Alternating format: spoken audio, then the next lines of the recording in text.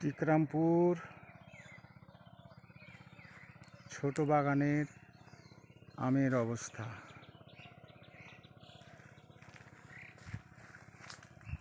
এই যে ছোট সাইজের যে রূপালির গাছ, সেগুলোতে আম কিন্তু যথেষ্ট পরিমাণে আছে। হ্যাঁ, তারপরে এই যে আশিনাগুলোতেও কিন্তু প্রচুর আম। কিন্তু সমস্যা হয়েছে কি, যে আশিনা আম বৃদ্ধি বড় করা ঠিক না। এই আম বড় না করে ছোট থাকে যেন, সেই ব্যবস্থা নেওয়া উচিত। কিন্তু দুঃখজনকভাবে পাইঠেরা এই বিষয়গুলো মানছে না।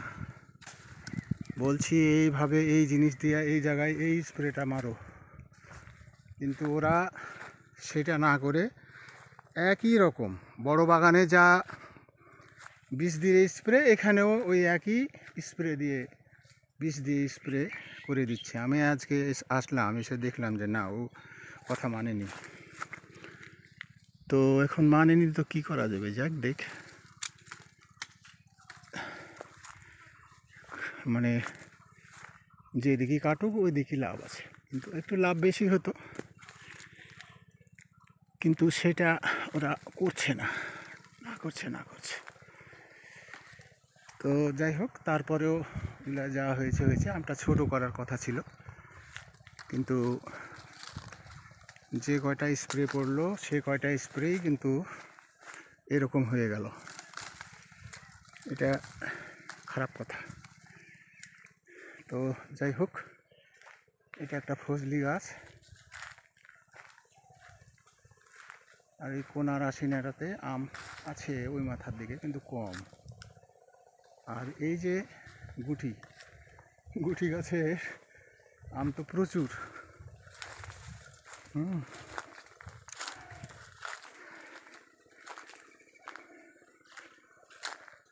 তো প্রচুর আম আছে। এখন আমি আসতে পারছি না। আর এখানে আমি রিপোর্ট পেলাম যে এখানে আমাদেরই বন্ধু লোক, সে এখানে প্রচুর পরিমাণে বকরি ছাগল ঢোকাচ্ছে আর বেঁধে দিয়ে চলে গেছে। তো দুর্ভাগ্যজনকভাবে ওকে ধরতে পারছি না। এই আজকে যে আসবো, এটা আগাম টের পেয়ে গেছে। মানে ওই যে ওই বাগানে স্প্রে চলছে, পাইঠেরা আসছে, তখন ও বুঝে গেছে যে ঘটনা অন্যরকম। তো এই যে রূপালি গাছ, এখানে রূপালির ফলাফল কিন্তু খুবই ভালো। এখন ওইগুলো না দেখে যেগুলো ফাঁকা জায়গা পড়ে আছে, সেই রূপালিগুলোর দিকে দৃষ্টি দেওয়া খুবই প্রয়োজন। এই ছোটো ছোটো যে গাছগুলো আছে, ওই যে গাছগুলো খালি গোড়া খুঁড়া যদি সার দিয়ে দেওয়া যায়, এই যে আগেকার লাগানো রূপালিগুলোর কত ফলাফল ভালো।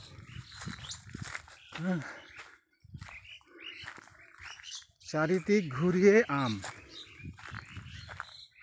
প্রত্যেকটা গাছে, চিন্তা করা যায় না এত সুন্দর সুন্দর আম হয়েছে। এগুলো তো ভরা গাছ, মানে বেশ বড় বড় গাছ। এখন এইগুলো গাছে যে হারে আম হয়েছে, তাতে আমি তো জানি যে আমি এত আম কখনো বাগানে দেখতে পাইনি। এই বাগানে ভরা আছে আমে একেবারে, প্রত্যেকটা ডাল, প্রত্যেকটা গাছ।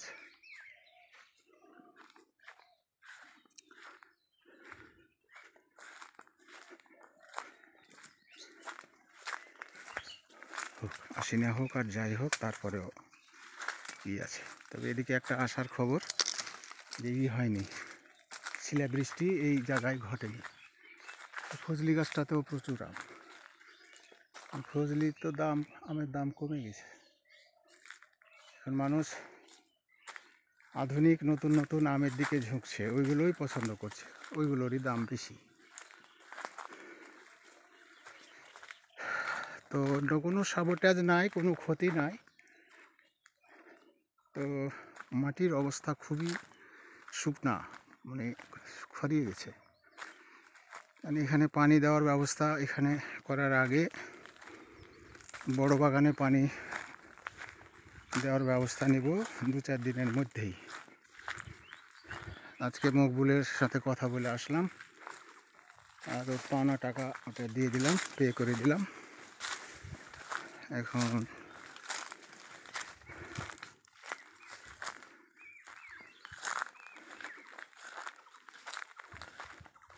পানি দেওয়ার একটা উদ্যোগ নিতে হবে।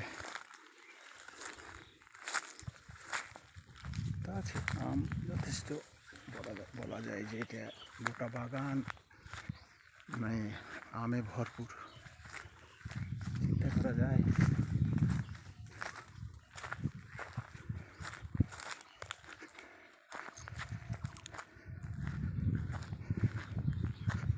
সবই আল্লাহ তাআলার ইচ্ছা। খরা হচ্ছে, খরারও কিছু মাধুর্য আছে, তবে হালকা সেচ দিয়ে গাছগুলো রক্ষা করা উচিত, আমগুলো রক্ষা করা উচিত।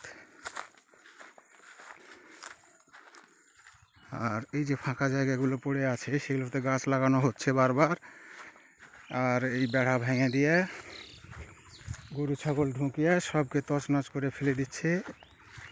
এই ফেলে দেওয়া লোককে বারবার ধরার পরেও আমরা অ্যাকশান নিচ্ছি না, কারণ ও থামতে পারবে না, আর লেগে গেলে ধ্বংস হয়ে যাবে। এটা বুঝছে না, এখন কি করব। যাক, আল্লাহ হাফেজ।